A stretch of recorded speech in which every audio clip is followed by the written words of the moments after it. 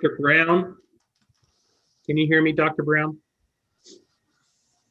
Dr. Brown, I'm sorry, but I was mistaken. When you called in, I changed your name. I'll get that changed back as soon as I get the host rights and put the proper name. But you're definitely not Secretary Hawkins. I know. Hey, feel free. I got a couple of projects to hand over to you. Okay. Yeah. All right, Dan, you're ready to go, and you can go and start recording whenever you're ready. Okay. Let me fix that problem here with Dr. Brown's name first, and then we'll begin.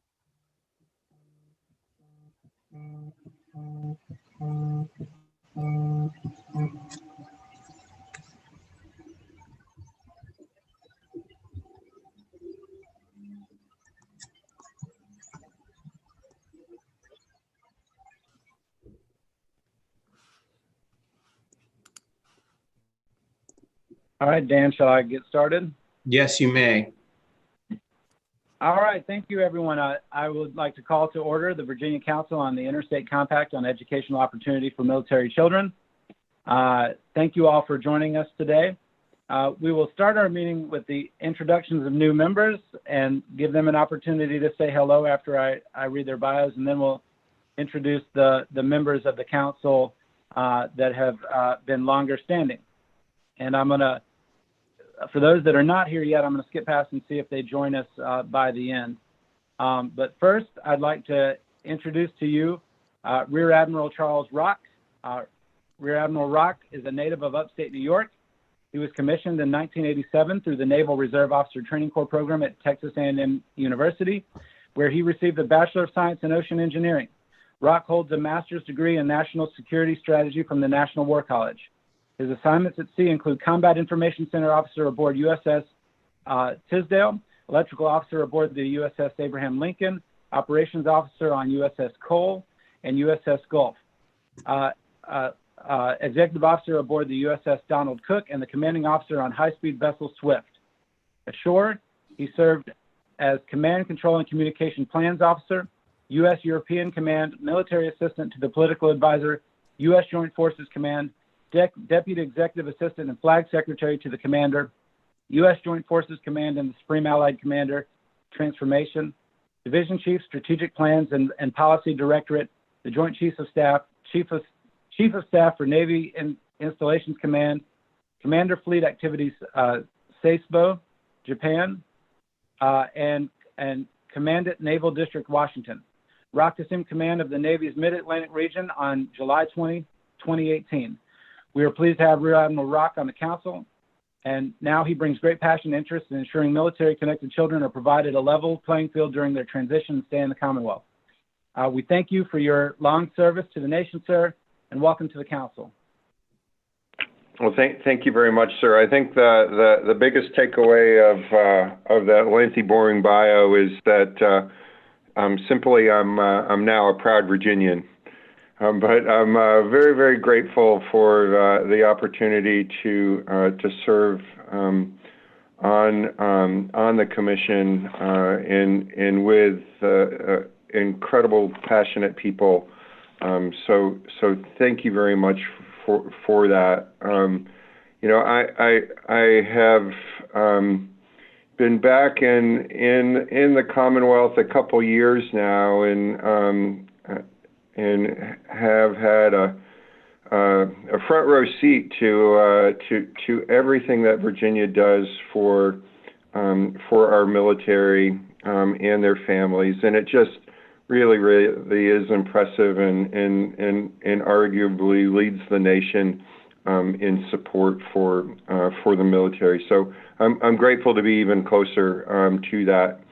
And more specific to our business now is what we're collectively doing to support our military children and their families.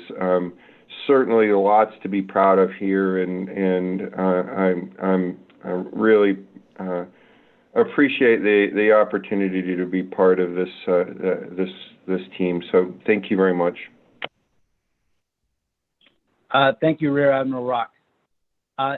Next, I would like to introduce another council member, and I have to apologize. I've got a couple different spellings here, so if I say it wrong, please correct me. But next, I would like to introduce Dr. Martha Jallam Hall, EDD. Dr. Hall holds a Bachelor of Arts degree in Communication Sciences and Disorders and a master's degree in College Counseling and Student Development from Hampton University, and an EDD and EDS in Education and Leadership Development from George Washington University. Dr. Hall is an associate professor and chair of the Department of Education at the prestigious Hampton University. Dr. Hall also has the responsibility of coordinating the Council for the Accreditation of Educator Preparation at the university. Hampton University has been fortunate to have her retained since 1988. In addition to teaching courses in counseling and education, Dr. Hall has provided leadership as the chair of the Department of Counseling, as director of international programs, as director of the Academic Support Center, and director of Student Activities Student Center.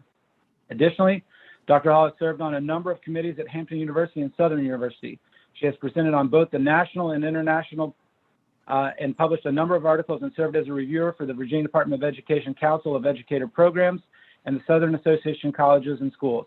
She's a proud military spouse and parent, and we are delighted to have her on the council. Dr. Hall, thank you for your contributions to teacher preparation and for your willingness to serve on our council. Thank you, Dr. Lane. I'm really excited and elated to be a member of the MIC3, and I'm a proud military spouse and a proud mom of a middle-aged child, a son, actually. So I'm really delighted and hope that my experiences can contribute to the MIC3 team. Thank you, and thank you for joining us. Next, I would like to introduce Dr. Barry Brown, PhD. Dr. Brown holds a Bachelor of Arts from the equally prestigious Norfolk State University, Master of Education from Old Dominion University, and a Doctorate of Education from the University of Virginia. Before entering the education profession, Dr. Brown served as an officer in the United States Army from 1997 until January 2010. His last assignment was Principal Advisor to the Commanding General of the 80th Command and Special Staff Officer for Military Police Matters. Currently, Dr. Brown is Principal of Deep Creek Elementary School and also serves as an adjunct professor at Regent University. He currently serves on the Superintendent Strategic Plan Committee, has published a number of articles, made presentations locally and across the state for teachers and administrators, and is a member of the Cultural Competency Training Committee for the College of William & Mary. Dr. Brown, thank you for your service to the nation and the education profession. We're grateful to have you on the council. Thank you so much, Dr. Lane. I truly look forward to serving on this commission and serving the citizens of Virginia, as well as our military children. So thank you so much. Thank you. Thanks for being a part of this. Next up, I would like to introduce Mrs. Patricia Trish Schnabel. Ms. Schnabel is a board certified and licensed behavior analyst holding a graduate certificate from Penn State University. She also holds a Master of Education and Counseling from Auburn University and a Bachelor of Science in Psychology from George Mason University. Mrs. Schnabel currently serves as owner and behavior analyst of Learning Ladder ABA, providing one-on-one applied behavior analysis to children with autism. She has over 15 years of experience working with the autism spectrum disorder population. Herself a military spouse and parent, she is proud of the over 17 years of volunteering with military families. Mrs. Schnabel, we are so proud to have your expertise on the council and appreciate your service to the council as the military parent representative. Welcome. Thank you all so much. I'm so excited about this opportunity to better the lives of our military kids. They're so important to me. So I look forward to working with all of you. Thank you for joining us. Next, I would like to introduce Michael Wollon. Mr. Wollon earned his BS and MED from the University of Maryland and completed additional coursework in administration at Wichita State University, Kansas State University, and Southwestern College. Mr. Wollon is a retired educator currently volunteering in his community on several levels. He is presently the president of the War Hill High School PTSA, president of the Williamsburg-James City County PTA Council, district director of the Peninsula District for Virginia PTA, and chairman of the Williamsburg-James City County Special Education Advisory Committee. He started his career as a public elementary school teacher in Maryland and has also worked as a school administrator before advancing his career working in Kansas, New Jersey, and New York. His educational tenure includes time spent in school administration as principal, director of elementary programs, assistant superintendent, and facilitator at the New York City Leadership Academy. He is fortunate to have worked in rural suburban, and urban districts. Mr. Wollon currently serves on the Virginia Department of Education's Military Student Support Process Action Team, also known as MSSPAT. This is an advisory panel that serves to support the work of our military student and family specialist. His husband, Michael, is an active duty lieutenant colonel in the United States Army. They have two sons, Michael, who is in the 8th grade, and their older son, Charles, who is in the 9th grade. Thank you, Mr. Wollon, for your service to the education profession and for your willingness to serve on the council as the military spouse representative from the MSSPAT. Thank you, Dr. Lane. I very much look forward to the opportunity to serve in the new capacity. Since retiring, I've become a full-time volunteer, which is certainly exciting, and certainly having the chance to really advocate and really be a voice for military families and military children is a passion that I want to, and I know this committee embraces. So I'm glad I can be a part of that. Thank you. Thank you for being here. Next, I would like to introduce Delegate Nancy Guy, who is not with us, but if you'll give me a moment to read her bio. Delegate Guy serves as the Virginia delegate for the 83rd District. Delegate Guy grew up in a Navy family and is no stranger to the Navy way of life. She holds a Bachelor's of Fine Arts from William & Mary and Juris Doctorate degree from the University of Virginia. She proudly acknowledges that she is a product of Virginia public education programs and has been long a supporter of public education. She served 2 terms on her local school board, the board of WHRO, the board of CSEP, the Southeastern Cooperative Education Program, 12 years on the Virginia Education Foundation Board, 2 terms as president of the PTSA at Virginia Beach's largest high school, a member of the Virginia Beach City Council of PTAs, and a member of the Legislative Committee of the Virginia PTA. So Delegate Guy, we look forward to welcoming you in person at the committee at a later date, and thank you for your service to the council. Next, I would like to call our pre-existing members to provide introductions. And first, I'll turn it over to the esteemed Senator Locke. Good morning, everyone. Welcome to all of our new members. And it's a pleasure for me to serve on this committee and look forward to working with all of you. Brad Williams. Good morning, everybody. It's a pleasure to be back and pleasure to meet all the new members. I look forward to being able to work with you, just like it's been a real pleasure of mine to work with everybody in the past. And I serve as the Director of School Counseling at Tabb High School, so I'm kind of the layman on this committee, but appreciate all your service. Thank you. Dr. Spence. Good morning, everybody. Brad, as the layman on the committee, you provide the most insight, and we appreciate you every moment. So it's my pleasure to serve on this committee with all of you as well. And I'm the superintendent of Virginia Beach City Public Schools, serving one of the largest military-connected student populations in the country, with about 20,000 students in Virginia Beach who are military-connected. And we're proud of the work we do, and we know there's always room to continue to grow and learn, and that's why I'm so pleased to be on this council with each and every one of you to share in this work and advocate for these children who do so much in the service of our country, along with their parents. So thank you all. And Secretary Hopkins. Hey, well, good morning to all the new members. Commit to Superintendent Lane, Senator Locke, and the other members of the committee. Certainly, I'm looking forward to working with each and every one of the new members. I want to give a particular expression of gratitude to Admiral Rock and his team, whom I've had the pleasure of working closely with the last few years. So welcome, Admiral. Look forward to your participation and that of all the new members. Thank you, Mr. Secretary.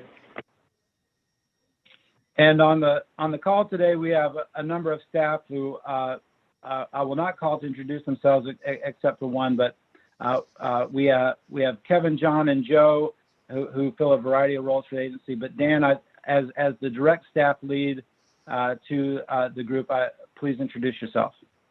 So I'm Dan Dunham. I'm the Military Student Family Specialist for the Virginia Department of Education, and I'm just really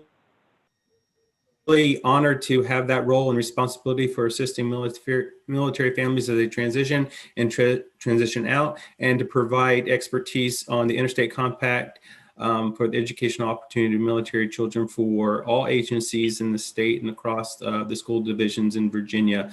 And this is one of my pleasures. One of the roles is coordinating this council, and I look forward to the meeting each and every time we have it. So thank you. And to the members of the council, whereas you can always reach out to me at any time as the superintendent of the department, Dan is the staff liaison to the council, and if you ever need anything, please reach out to Dan, and you'll find him to be an extremely invaluable resource. And so, Dan, thank you for the work that you do at the department. I'm going to now turn to the approval of minutes. You have the draft minutes from our December 19th, 2019 meeting. Is there a motion to approve the minutes as presented?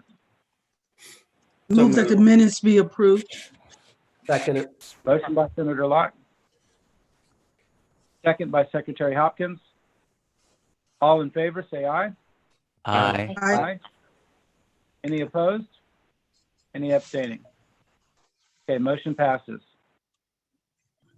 Next, I would like to take some time to share how the VDOE has responded to the COVID-19 crisis. Dan, I'll turn it to you, and if you want me to present, I'm happy to add to that as well. Certainly, sir. I'm happy to do that. So let me just stop sharing that screen for a second. We right away, I think at the end of March, and I began to realize that the COVID-19 was going to be around for quite some time. So beginning the 1st of April, I and the other folks like me, namely Mrs. Rodriguez in Texas, who serves for the Texas Educational Association, began to develop COVID-19 response just specific for military family members. We are very calculated in the FAQs that we provided VDOE to support those families. We made sure that what we were sharing with those families was also, aligned with what they were hearing from Military One source and throughout their commands. We have been available and remain available to military families as they have questions and concerns concerning their transition in and out of Virginia. I know that, and Rear Admiral Rock could probably speak to this better than anyone on the council at the moment, but I do know that they have been impacted. There have been challenges because of the hold stop orders. They're not being able to leave the base, although they have orders to leave. The base who was going to receive them wouldn't necessarily be allowed to receive them because the base was closed. And this has been presented unusual challenges for the families as they transition in and out. We've received calls and we've fielded calls from school liaison officers and from other parents concerned about childcare, for example, because they're, they have to continue the nation's mission. And so just like all the families across the country, when schools were closed and there was no one really at home to care for the children, this impacted the mission and really impacted these service members. Perhaps maybe later on during open discussion, Aaron, Dr. Spence can talk about what he and the Navy are doing in order to maybe support some of those challenges. But and then of course our military families benefited from a very robust response and support from VDOE. So the VDOE website contains many guidance documents and resources for families, for everything from virtual learning to understanding about the phase-in of reopening of schools. Dr. Lane and other members of the agency have been just spectacular in terms of their support with school divisions across the state and with parents and helping them understand the kinds of resources that are available to them, everything from the CARES Act funding down to just outside agencies and partnerships that are out there supporting families during this time. So Dr. Lane, I hope I captured, at least in a general sense, VDOE's response, but anything you want to add? Yeah, thank you, Dan. And council members, we can certainly share any information about the wide variety of support that the department has provided to school divisions. As I'm sure you're aware, schools were closed by the governor originally on March 13th and then on March 23rd for the rest of the year. But as we moved into this school year, schools are open. There are a variety of approaches from virtual to hybrid to fully in-person learning, and we're supporting all of our school districts with that, no matter what their modality is. We have worked very closely with the Virginia Department of Health to provide metrics and guidance on when it is safe to return to school and the best ways to return to school within each of those situations. I have personally been monitoring virtual learning and in-person learning in a variety of settings, and I just want to take a moment to thank our teachers for the incredible work that they've done to get schools reopened, and especially our school leaders for the amazing amount of organization that's been necessary to open in this global pandemic. Probably one of the best resources that the council would like to dive a little bit deeper is what we call the 3R document, Restart, Recover, and Redesign, which is essentially a nearly 135-page guide on activities that schools must take in reopening in this new context. Obviously, the science has shown that masking and physical distancing and hygiene are the three major strategies. And when you say those really quickly, they all have a lot of impact, and especially the physical distancing that's necessary in classrooms has significantly reduced the number of students that can often be in a classroom on a daily basis, and that's led to unique logistical challenges for our schools, but we're excited to see their plans. Whereas when we opened the school year in August and September, an overwhelming majority of our students were in virtual settings. We are beginning to hear now plans in school districts for more hybrid and in-person settings, and that will continue to evolve based on the data and the conditions of safety in each local community. I'm happy to delve into the numerous and many facets of the state response to COVID-19, but want to thank the General Assembly, the Governor's Office, and everyone that has really wrapped around the support necessary. Just this week, there was an announcement of an additional $220 million that are going to schools in addition to the nearly $210 million we issued from the CARES Act at the beginning of the crisis. And so thank you for the opportunity to share those high-level pieces of our response, and we're happy to delve into any questions that the council has.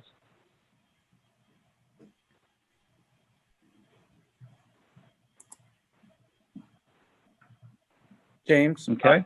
James, I'll just lay in that, and I speak on behalf of my colleagues across the state here, that we appreciated and could not have moved forward without the support of DOE and all the work that you did, James. Your weekly calls with us, your advocacy on our behalf and on behalf of the children of the Commonwealth has to be recognized. And I know many others have, but at least here with this group, what you were doing for children in Virginia, and particularly the impact that had on our military children, can't be undersold. So thank you for your leadership.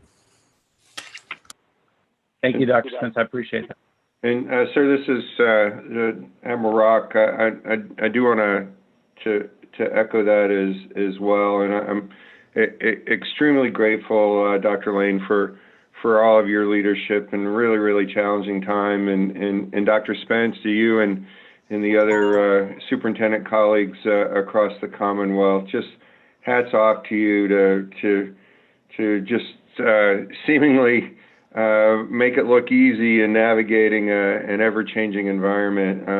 I know that it's not an easy thing, but I appreciate your approach, your calmness, your sensibilities as we try to make our way through a lot of things that don't have clear answers.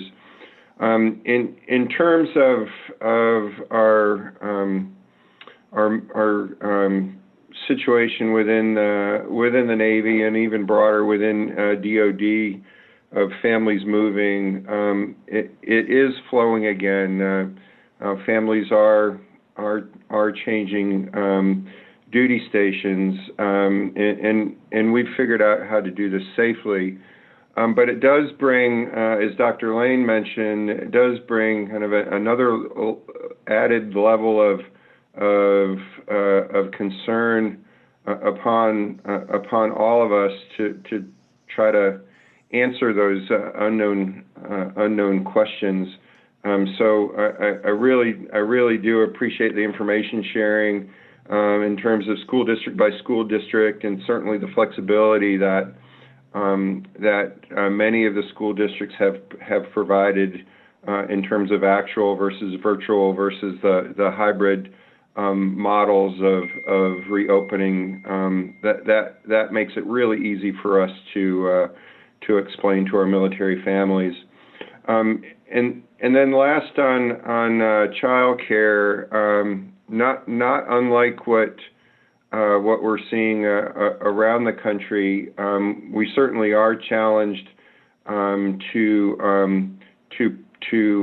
provide all the care as necessary. We are meeting the demand for our mission essential workforce, but we are not at full capacity, and most of that is driven by two factors. One is the distributed care that we're providing, the social distancing, if you will, to the extent possible within our care centers, as well as providing for the health protection of our care providers, those that watch the kids. Some of them are considered in the high risk category to COVID, so we're extra careful with them, and it at the cost of capacity. But for our families and anybody in the public that's listening, please know that we want to address all of your concerns. I'm confident we can find solutions to them, whether it's child care, whether it is supporting children in our youth centers so they can go to school virtually while their parents go back to work, or whether it's helping families move in this environment. Just please be very vocal with your questions and your concerns, and I'm confident that we'll find solutions for them in an environment that is fluid and not with a lot of answers.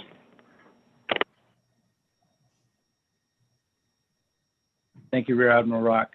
Appreciate all the work that you're doing as well, and cannot imagine the logistical challenges that the Navy has faced, and appreciate everything you're doing to make that seamless for families. Other comments or questions?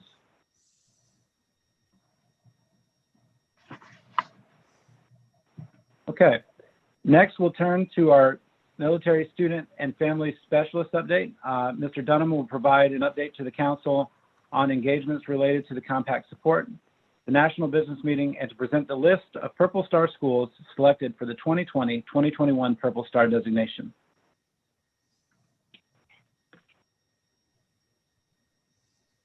Thank you, Dr. Lane. I appreciate that.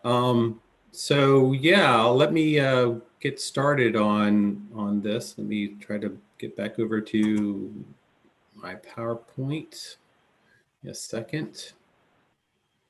Can everybody see the PowerPoint presentation? I hope so. If you can, okay, great. Fantastic. I'm going to start off by also introducing some folks. I'm happy to say that we have a newly appointed Regional School Liaison Officer, Chris Hendricks. Chris is not new to the world of being a SLO. He had this role in the Southeast and served it for a few years before coming to Virginia. So before he was the Regional School Liaison Officer for Navy Southeast, he was the School Liaison Officer at Whiting Field.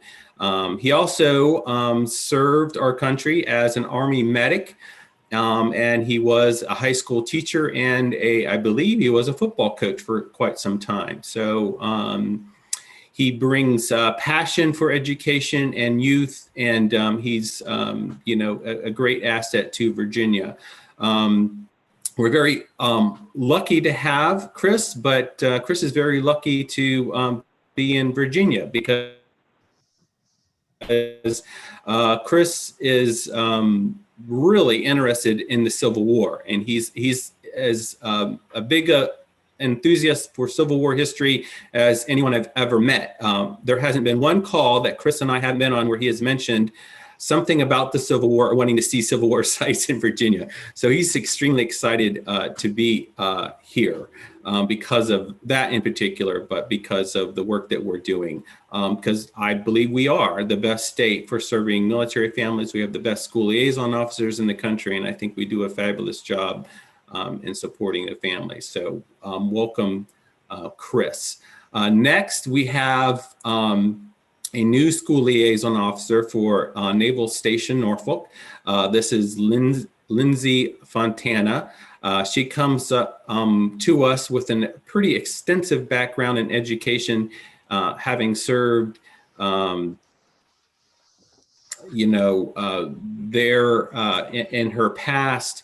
And I know Lindsay sent me this morning a few more things that I would like to mention to you all. So give me a second to pull those up. I thought I had them up on the screen, but they fell off somewhere. So I'm sorry about that. Give me 1 second here. So she, prior to coming to Virginia, she served as the school liaison officer at Naval Weapons Station in Earl. And being at Earl was the location where she sat, but she also served Naval Support Activity Mechanicsburg and Naval Support Activity Philadelphia. So she covered the states of New Jersey and Pennsylvania as the only SLO in the area. She's been working as a SLO for at least 4.5 years. And she's also has experience working in the Fleet and Family Services and in the Transition Assistance and Family Engagement programs while she was stationed in California. She has, again, I mentioned her educational background, 8+ years in education before becoming a SLO, and her husband was reassigned here to Virginia, and so she's followed her husband who is in the Navy. So let's welcome Lindsay to the wonderful SLO team. Last, we have, I'm getting a message as my network is unstable. Can you all still hear me? Okay, very good. Dr. Jeff Mcgee. Dr. Jeff Mcgee comes with an extensive background as well in education, having served as a principal at all levels, K through 12 education in both both the civilian educational world and for DODEA. So he was the director at Maggie Walker's Governor School here in Richmond, Virginia from 2012 to 2019. And prior to that, he was a school principal in DODEA schools, having served in Korea. And I believe he spent some time in Osan, which is, I believe, in Japan. Prior to working in overseas schools, he worked in Chesterfield County as a principal for 3 of the middle schools in Chesterfield. He worked at Manchester, Matoaka, and Salem.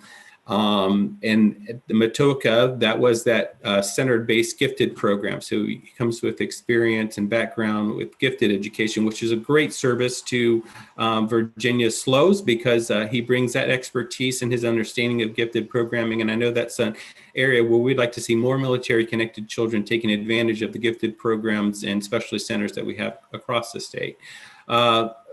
Dr. Mcgee has administrative experience also in Henrico County Public Schools, including Highland Springs High School and Freeman. He himself is also a former member of the United States Army. He was trained in linguistics and Arabic and Urdu, and he holds a Master's of Education degree from Virginia Commonwealth University and a Master's of Science and Education from Virginia Tech. And I didn't get where he received his doctorate, but I'm hoping it's UVA, but I don't know for sure.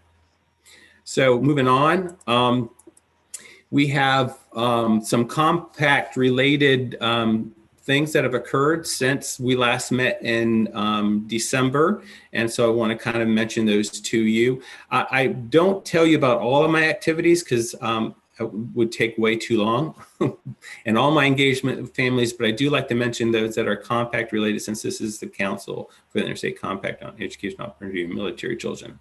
We had one question or concern from a family that I had to work through the case. This was a family that was moving from Washington State and here into Virginia. And this particular young man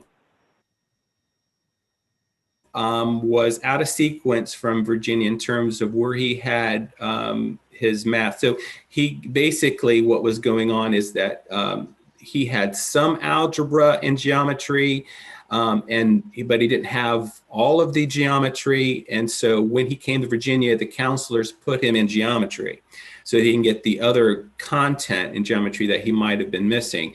Whereas this child was really on a path, if he had remained in Washington, to move into Algebra 2, because that's the way they arranged it there.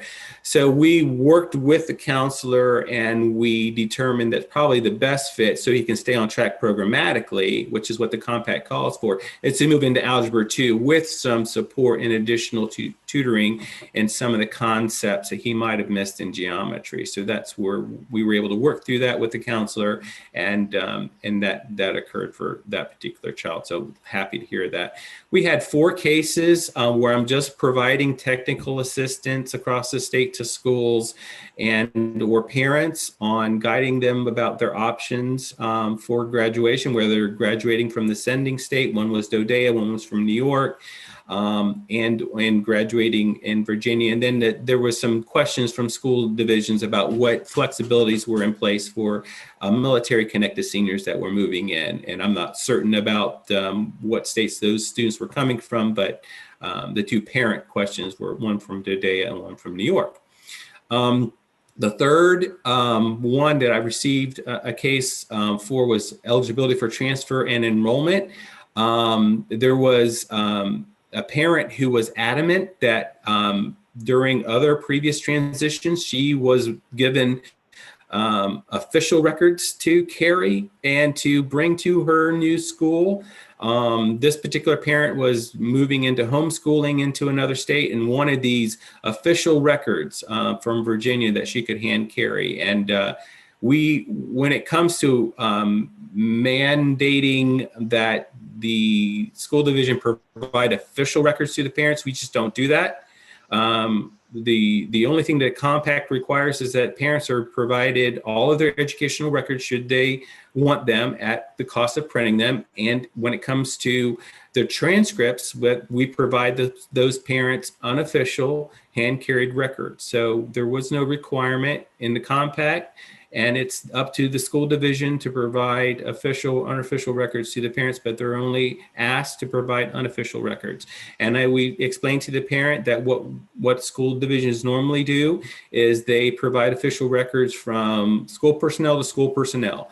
And so I don't know if she was satisfied with that response, but that was the response that we provided. And then we also educated that particular school liaison officer on the aspects of the compact related to the transfer of those records.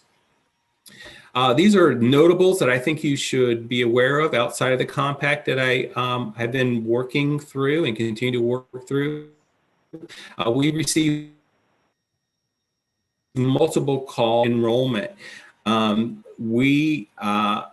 recognize that not all school divisions probably are up to, speed on that flexibility that the Virginia Code now offers them in terms of assisting military families with registering for classes at the same time and in the same manner as students in their school division.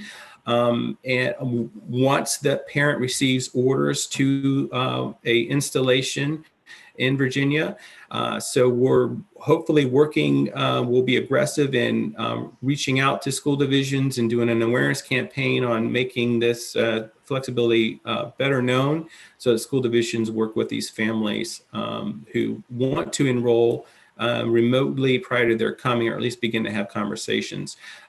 Next, as you would expect, multiple calls about technical assistance concerning Purple Star. A number of them were about, are we extending deadlines, things like this. And then there were some questions about what in particular they needed to include in their applications.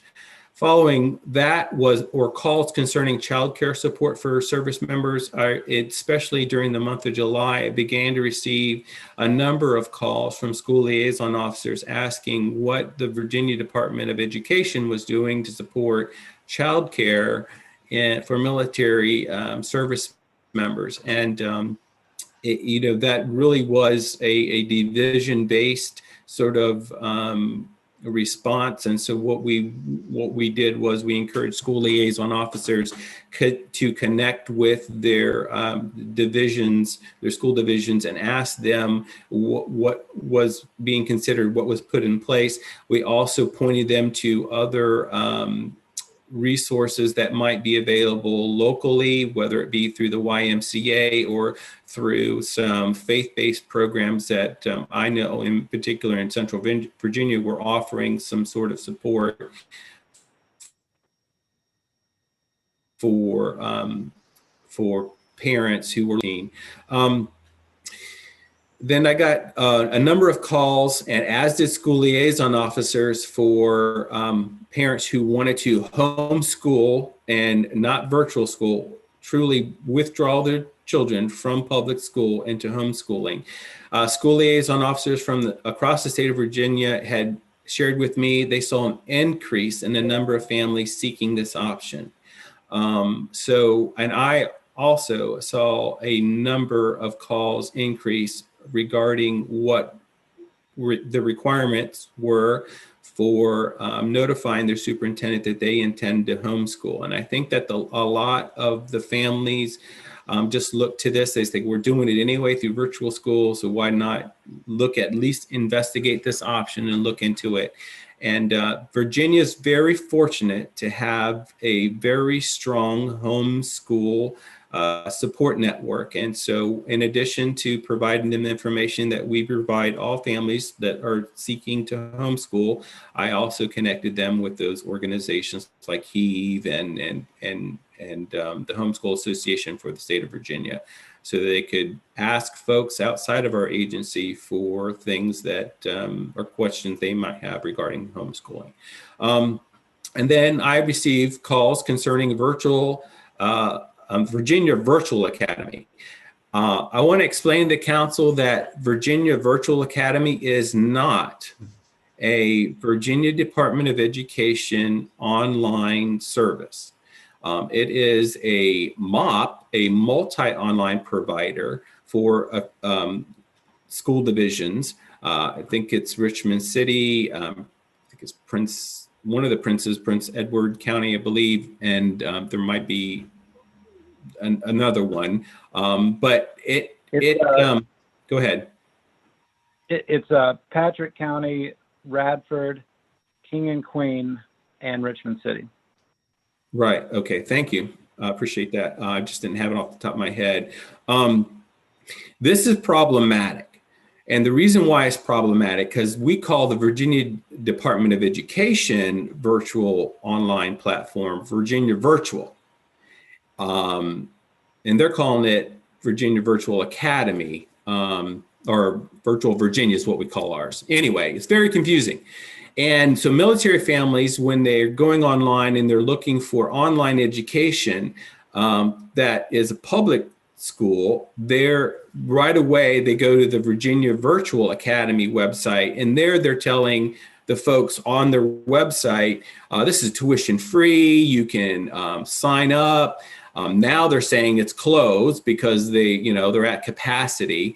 And in some cases, they're saying, but you can still join, but you're gonna have to pay tuition. So then the families call me and say, what is this? And also they're telling us that we have to pay, and they also say that they're not accepting our test scores from California. And I've gotten at least 5 different complaints from military families concerning the information that they're hearing from this organization and their challenges with trying to get enrolled. And then I have to, and as school liaison officers also have to, sort of explain to them the difference between Virginia Virtual and this Virginia Virtual Academy, or Virtual Virginia and Virginia Virtual Academy. So I will be talking, and the person who heads up Virtual Virginia, he's aware of this challenge, but I haven't had a chance to bring up these current challenges or concerns that were brought to my attention. But I do hope to have a very serious conversation with him about that. Moving on, these are things I have we continue to have in development. Project Search. This is something that I know Secretary Hopkins is very involved in and getting going. I'm happy to report that the program with Virginia Beach Public Schools, Dr. Spence's school division, and Naval Air Station Oceana is a go, and it's underway. And I think that's very exciting for the families in that area. I know that Prince George County Public Schools and Fort Lee are involved in conversations as we speak, and we hope to have that program up and running as soon as possible. As part of the Governor's Suicide Prevention Challenge, we were scheduled to have our partner with the Virginia National Guard and Reserve Youth Council and hold a summit on teen mental health, along with the York County Public Schools and the Department of Behavioral Health in York County. We had made great progress in getting, or at least aligning the topics and who was going to be involved in bringing these youth together for the conversation. But because of COVID-19, we had to table it. So we're hoping to reignite that and have that occur sometime in the spring of 2021. So I'll look for that to come back. The Virginia signing day also had to be tabled because of the challenge with COVID-19, and we didn't want to sort of get in front of VDOE or interfere with the communications that were really important in terms of supporting schools during the beginning months of COVID-19. So we tabled that as well, but I hope to revisit that. And if we have to do it virtually, we're going to do a military signing day this year, one way or another, whether it be virtual or face-to-face, also in the spring of 2021 when the other signing days are occurring across the state. So I'm looking forward to that. In addition to that, we have the Virginia Military Family Symposium, which will take place Saturday, November the 14th. This is a family symposium really designed for military families with students with special needs. And so looking for getting that done, we're going to have the Virginia Department of Education Family Engagement team and folks that talk about transition. We're going to have Pizzi there. We're going to have Virginia Commonwealth University's Family Engagement group also. They're making presentations. And I know Admiral Rock's going to say a few words. Deputy Secretary Jabs are going to say a few words. And I think we even have a military spouse who is responsible for getting started Project Promise. Her name is Miss Michelle Norman. She will present and talk about what she's doing on Capitol Hill and through that organization to support military families with students with special needs.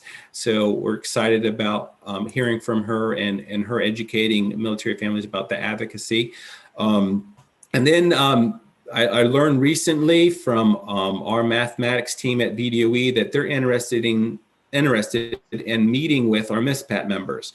They want to talk to the MISPAT members and share the MISPAT members some redesign that they have going on for the mathematics pathway. So mathematics across the state of Virginia in the next few years will look very different than what it does now. But they want to make sure that as they move forward with this redesign, they consider the needs of transitioning students. And so they really would like to sit down with the MISPAT, kind of share what they have in mind and hear from the MISPAT members about maybe their concerns or their opinions on it, hopefully to get their affirmation. Now I'm going to move on to the Military Children's Compact Commission National Business Meeting and give you a brief. But before we do that, Dr. Lane, do you want to open it up for maybe possible discussion on some of the things I've already shared? That'd be great, Dan. Any questions for Mr. Dunham?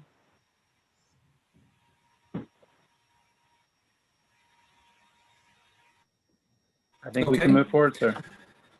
All right. Okay, thank you so much. So this last week, on Thursday and Friday of last week, we held the Military Children's Compact Commission National Business Meeting, otherwise known as MIC3. During that meeting, I remember last year informing you during last year's meeting, there was discussion about creating a work group to investigate the needs of the National Guard and Reserve forces.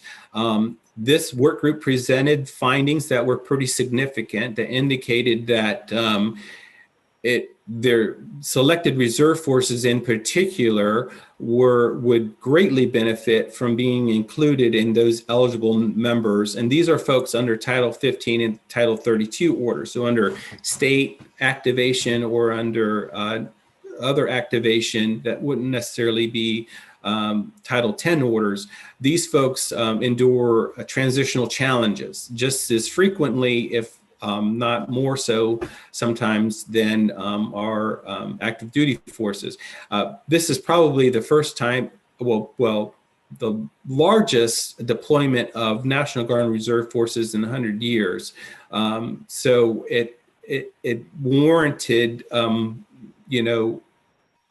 us looking at and expanding the compact eligibility. So they're going to now go back, work on the language, and maybe perhaps bring it forward to the council next year for possible changing of our language.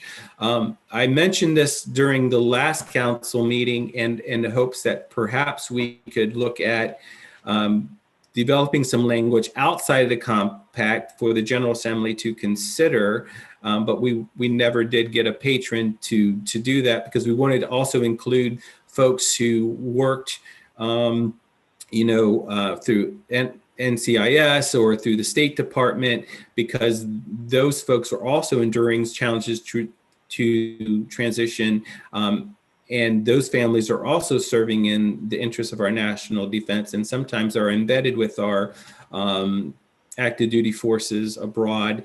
And I thought that they were deserving of support as well. So Virginia could still move forward and creating language outside the compact to include the selective reserve forces, to include those federal employees I just mentioned under Title 22 orders, along with Title 15 and Title 32 orders. In addition to there being a vote next year, we were highlighted multiple times during the national business meeting. The state of Virginia was recognized by a military spouse who was calling in from Texas about the quality of support that she received, about the nature of our council and the work of the council. I think she was particularly excited about the remote enrollment and about the temporary housing work that we pushed for with the General Assembly and their passing. She highlighted the connection that she had made through the school liaison officer and getting connected with the school division.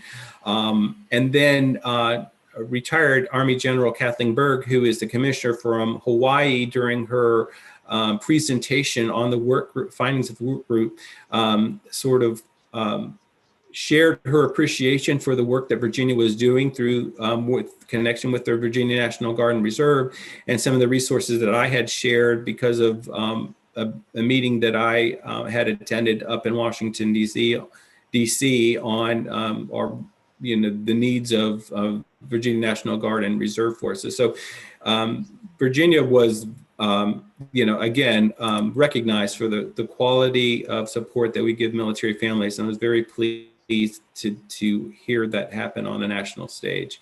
So now we're moving into the next topic, Dr. Lane, Purple Star.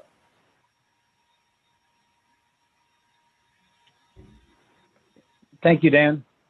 Council members, each year the council designates a number of schools as Purple Star schools in recognition of their work in supporting military families. We have a list in front of you that I will actually read out now, and following the reading of the list, we'll seek your approval. But before I do that, let me actually pause real quick and see if you had any other questions on the information Dan just presented on the previous slide. Okay. So this year's 2020 Purple Star School nominations for your consideration are from Chesapeake Public Schools, Butts Road Primary, G.W. Carver Intermediate, and Portlock Primary School. In Fairfax County Public Schools, Keene Mill Elementary School and West Springfield Elementary School. In Gloucester County Public Schools, Petsworth Elementary School. In Norfolk Public Schools, Ocean View Elementary School. In Prince George County Public Schools, Harrison Elementary School and William A. Walton Elementary School. In Prince William County Public Schools, C.D. Heighton High School, Mary Williams Elementary School, Minnieville Elementary School, Mountain View Elementary School, Old Bridge Elementary School, and Rockledge Elementary School. In Spotsylvania County Public Schools, Spotswood Elementary School. In Stafford County Public Schools, Anthony Burns Elementary School. In Virginia Beach Public Schools, Salem Elementary School. And we have 3 private schools, Catholic High School in Virginia Beach, St. Matthews in Virginia Beach, and St. Thomas More in Arlington. Council members, do I have a motion to approve the list of Purple Star school nominations? So moved. Second. We have a motion by Mr. Wollon, a second by Senator Locke. Any discussion? James, two things. One, just for clarification, I think for people looking at the list, particularly locally in my community, these are new Purple Star schools. There are any number of Purple Star schools that are already existing, and I think folks who may be watching may not be aware of that. So Virginia Beach has a wide swath, for example, of existing Purple Star schools, and so we're adding another to that list, but that does not mean that the other schools aren't doing that great work. And I just thought that might be important to clarify. And also just note that I'll be abstaining because one of my schools is on the list. Thank you, Dr. Spencer. Yes, you are correct that we have approved a number of Purple Star schools in past council meetings. Dan, any update on that? I wanted to share what, kind of piggyback on what Dr. Aaron Spence. I don't want the low number of schools that we have represented. We only received 26 applications, but because of COVID-19, it's understandable that folks, especially the school personnel that would probably be responsible for getting applications underway were involved in, supporting their students and their faculty during COVID-19. So I just wanted to make everybody aware that a lot of schools called me and said, Dan, we're just not going to do it this year. We just don't have, we've done great work, but we just had to stop it because we've got other things going on. So also, you mentioned that it was Michael Wollon who motioned, and I think that was Secretary Hopkins. Michael is on the MISPAT.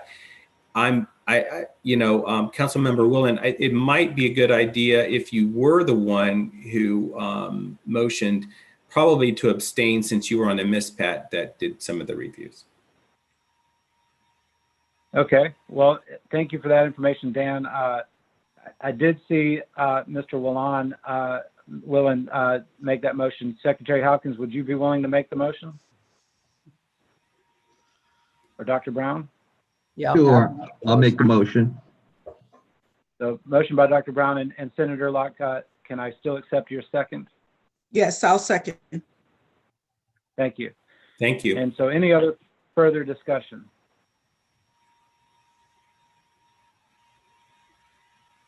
Okay, well, we will have a moment for abstentions for Mr. Wollon and Dr. Spence, but all in favor say aye.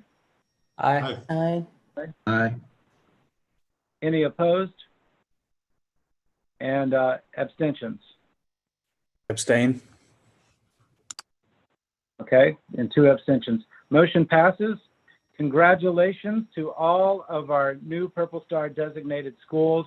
Thank you for the work that you are doing to support military families, and congratulations. And in this unique time, I'm sure we would all love to come to in-person celebrations like we would have in past years, but look forward to hearing about any virtual opportunities that you have.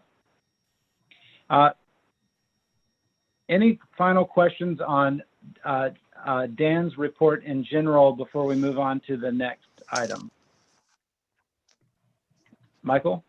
Yeah, I was going to say, Dan, it'd be nice if we could actually put something together with best practices from the ones we've seen, because obviously they were doing all different kinds of things and exciting things that really promote military families in our state and the Commonwealth. So it'd really be nice to kind of highlight some of those best practices to let folks around the Commonwealth see, well, the things are happening and maybe they can replicate those.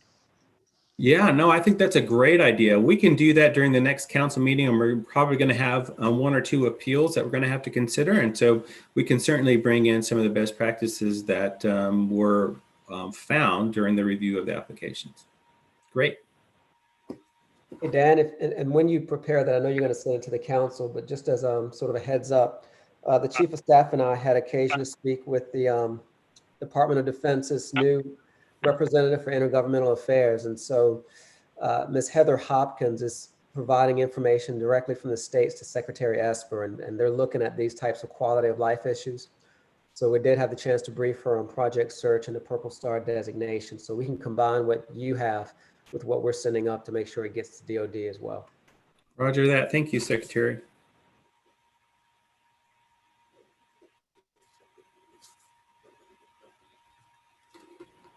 Okay, next up is public comment. Dan, talk to us about how public comment is working in this time. Sure. Well,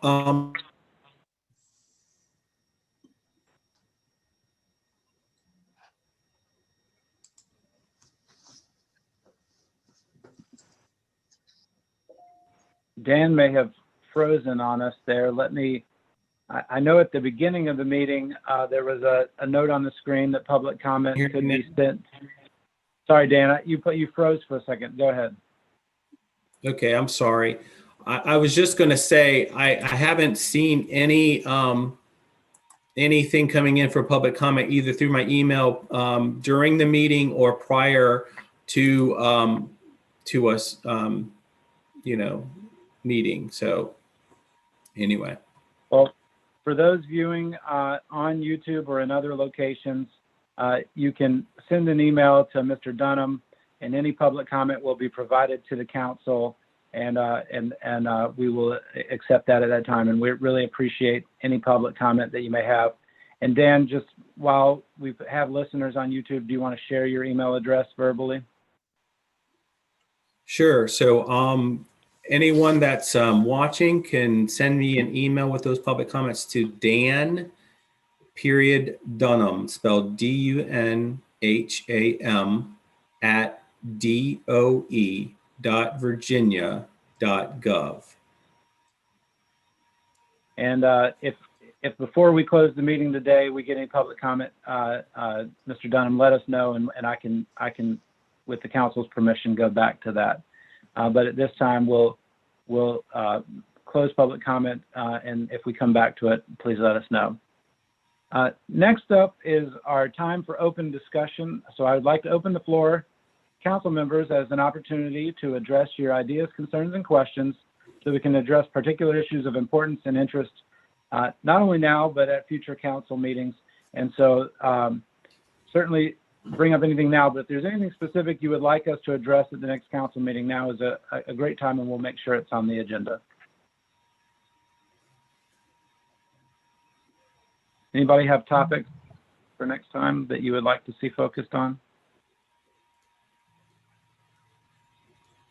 Dr. Lane, I'm contemplating whether or not the earlier comments and the challenge of childcare is something that ought to be discussed at a future council meeting. I know it's in this context particular to the needs of our military children and military community. And I think writ large, that's a solution that's needed across the Commonwealth for all children. And so I'm wondering if there isn't an opportunity to talk about what those solutions look like in our communities. Thank you, Dr. Smith. We'll certainly add that to the agenda. As I know Senator Locke knows, but for the rest of the council, the DOE actually has a growing role in early childhood and have a team focused on these issues. And we'll bring an update on activities in place and activities that are coming forward in the future. And so that will certainly be a part of our next agenda. Thank you. Thank you.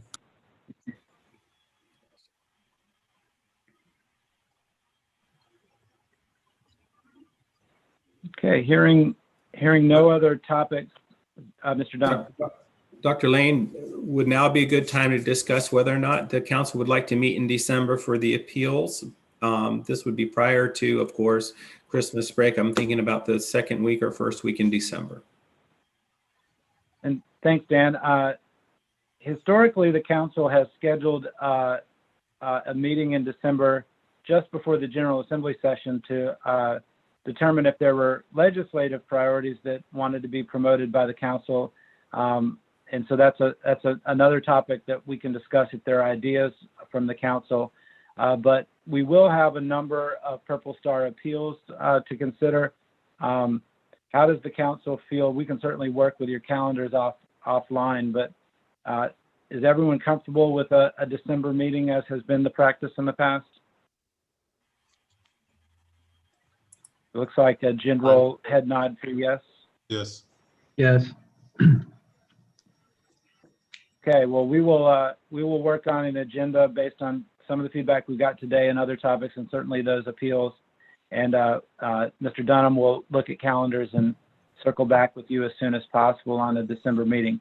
We typically do not meet during the legislative session, and so that would be our last opportunity to meet until towards the end of the school year. So look forward to that. So Mr. Dunham, yes, I think we can move forward. Excellent, thank you. Okay, well, we're going to close the open meeting and move to a closed session. Thank you to all of our council members and to Mr. Dunham for joining us today, and for everyone out there on YouTube. We will now move to our motion to enter into closed session.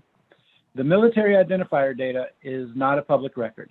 On behalf of this council, I will be requesting the data to be shared with each council member so that we are knowledgeable about the scope of military-connected children in our state, and the council can perform its duties in a way that best serves the children in our Commonwealth. In order to do so, I move that the Virginia Council on the Interstate Compact on Educational Opportunity for Military Children, hereto referred to as the Virginia Council, convene in closed session pursuant to Section 2.2-3711A2 of the Code of Virginia to discuss matters that would involve the disclosure of scholastic records of Virginia students and the disclosure of data collected from the identification of uniformed services-connected students, which is prohibited by Section 22.1-287.04D. Do I have a second? Second. Okay, we have a motion and a second to enter into closed session. All in favor say aye. Aye. Aye. Any opposed? Any abstaining? And with that, we will now move into closed session. Okay, So Dan, Dr. Lane, it's going to take a second. Yeah. It'll take a second to do that. Give me 1 minute.